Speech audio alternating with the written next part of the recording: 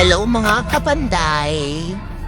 Ganito ang napaka-satisfying na paglalagay ng tile sa inyong bahay. Thank you pala sa ating number 1 na construction worker sa Pulasi, Bagakay. Shout out, JR Inte. O diba?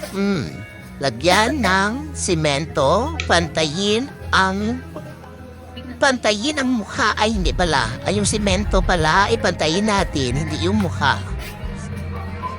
Ganyan siya. Napaka-satisfying talaga tingnan. See? Tapos, ilagay na ang inyong napakagandang tiles. Wow! I like the design. So good, so pretty. Pugpugin ang pugpugin. Huwag lang ninyong pugpugin ang inyong asawa. Okay? Bye!